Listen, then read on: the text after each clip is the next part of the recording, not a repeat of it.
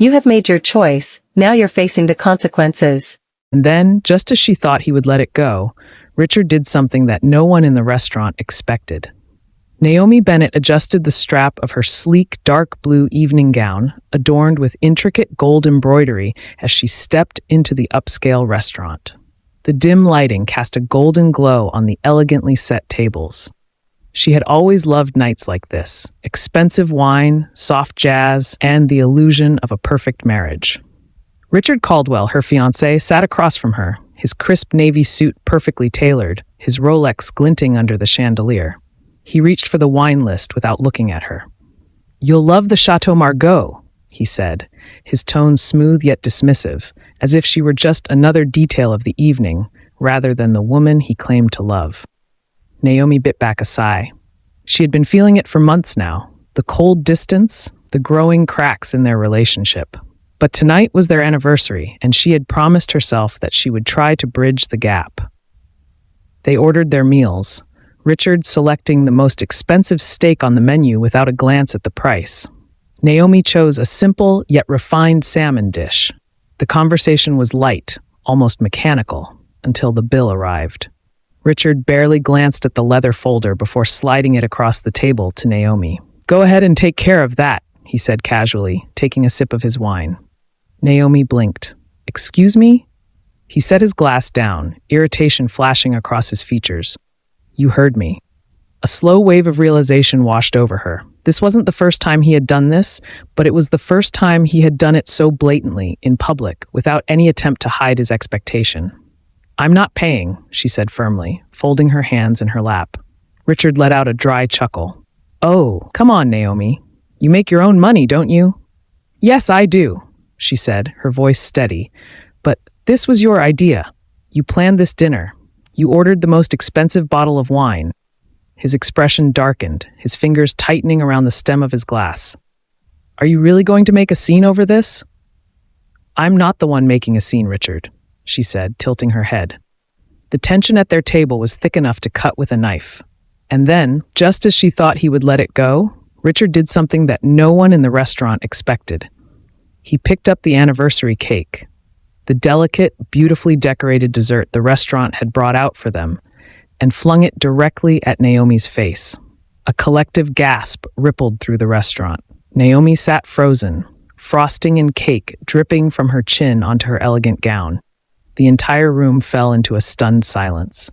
Victoria, Naomi's best friend, and Ethan, Richard's childhood friend, witnessed the scene from a nearby table. Victoria sprang to her feet, furious and ready to defend Naomi, while Ethan looked at Richard with a mix of shock and disapproval. Naomi reached for her napkin, dabbed at her face, and stood up, her expression eerily calm. "You just made the biggest mistake of your life," she whispered.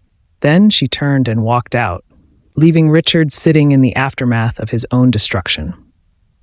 By the time Naomi got home, her phone was blowing up with messages. At first, she ignored them, stripping out of her ruined dress and stepping into the shower. But when she finally checked, her heart nearly stopped. The video was everywhere. A fellow diner had captured the entire incident and uploaded it online. Within hours, it had gone viral. The headline read, "Wealthy CEO throws cake at fiancé over dinner bill." Her hands trembled as she scrolled through the thousands of comments. "This is disgusting. Dump him, sis. A grown man throwing a tantrum over a bill? Embarrassing. She deserves better. Who even is this guy?" Sponsors were pulling away from Richard's company. Business partners were cutting ties. His once polished reputation was crumbling in real time. And Naomi, she was being flooded with support, messages from people who admired her composure, who saw her as a symbol of self-respect. Richard had always believed himself untouchable. But as he sat in his office the next morning, staring at the endless stream of headlines, he realized just how wrong he had been. His assistant walked in, her expression tense. "Sir, the board is requesting an emergency meeting."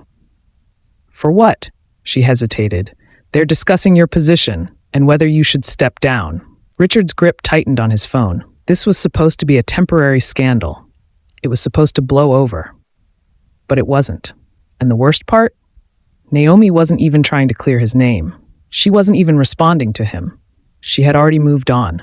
With her newfound attention, Naomi found herself in a position she never expected.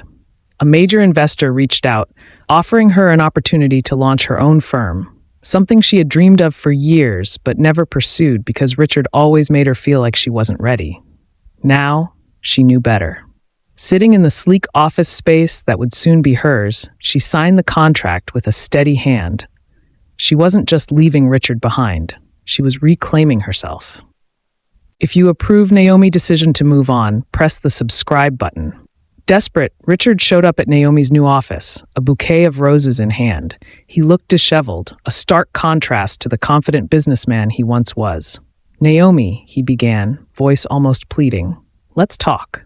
She stared at him for a moment, then shook her head. "There's nothing left to say, Richard. I made a mistake. You made a choice," she corrected him, "and now you're facing the consequences." Before he could respond, a sleek black car pulled up. A man stepped out, a new business partner, perhaps something more. Naomi turned to Richard one last time. "Goodbye, Richard." And with that, she walked away, never looking back. Naomi sat in her new office, overlooking the city skyline. She had everything she needed now: success, independence, and most importantly, peace. Her phone buzzed, a message from her mother. "Proud of you, sweetheart." She smiled, taking a deep breath. For the first time in a long time, she felt free. Richard's world had collapsed. His company voted him out, his reputation was in ruins, and the engagement was officially over. He had lost everything. And Naomi? She had gained everything she never knew she needed. As she walked into her future, one thing was clear: this was just the beginning. The end.